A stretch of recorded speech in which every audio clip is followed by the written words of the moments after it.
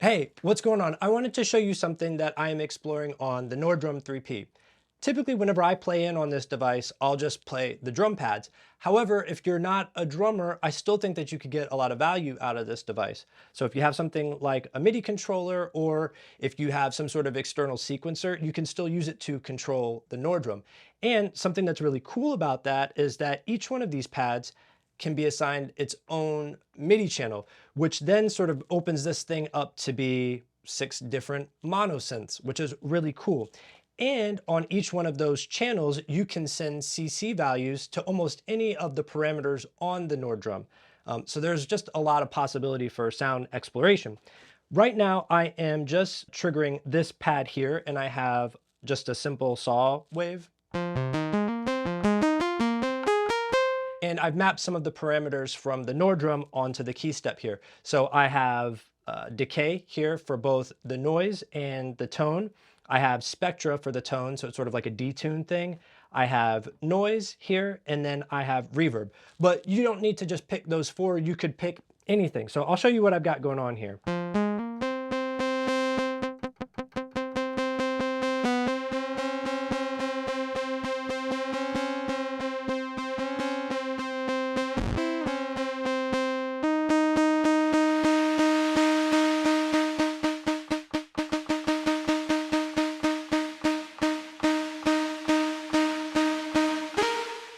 Cool, right?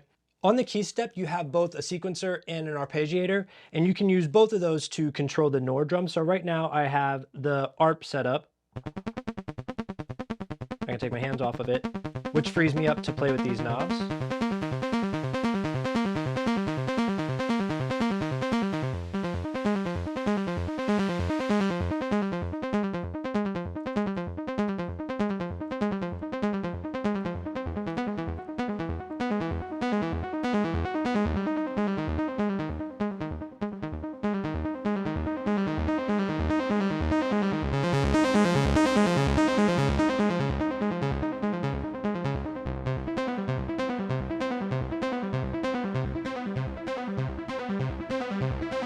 Cool, right? That's really cool. And that's just one pad. So you could have a couple of different sequences going to all these different pads.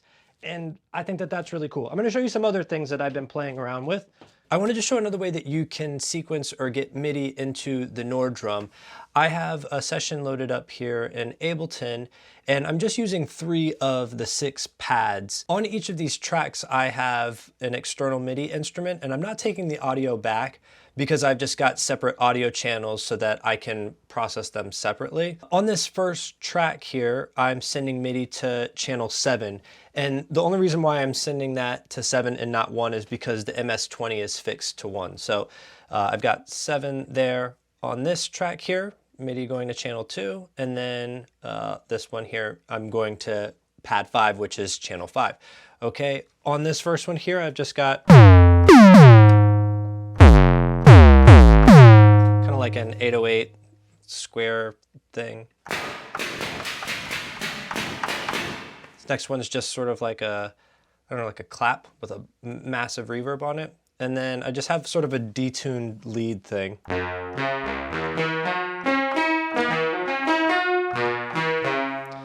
Right. Okay, so what I can do here is I can open up MIDI within Ableton, and I can just start programming things that I wouldn't be able to play with just 2 hands, right? So I should be a bit lower here.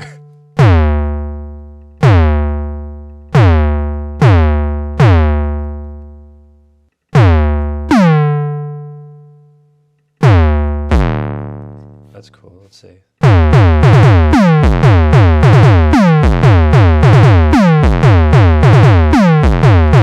and then, I don't know, maybe we can grab a top loop. Right,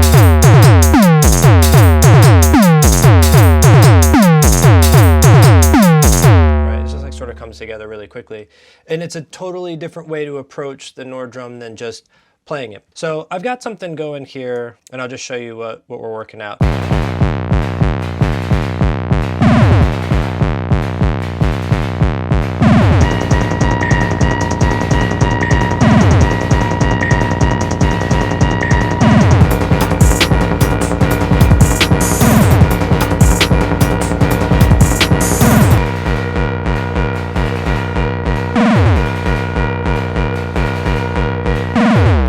cool, right? That's all Nord drum, just that. So I think that there are some really cool ideas that can come from sequencing it. If you do play drums, I would encourage you to maybe try sequencing it instead of playing into it and see if something else cool comes up for you.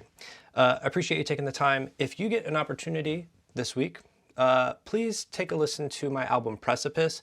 It's on all the streaming platforms and it's 90% Nord drum. And I'd be grateful if you took the time to listen to it. Bye, see you next week.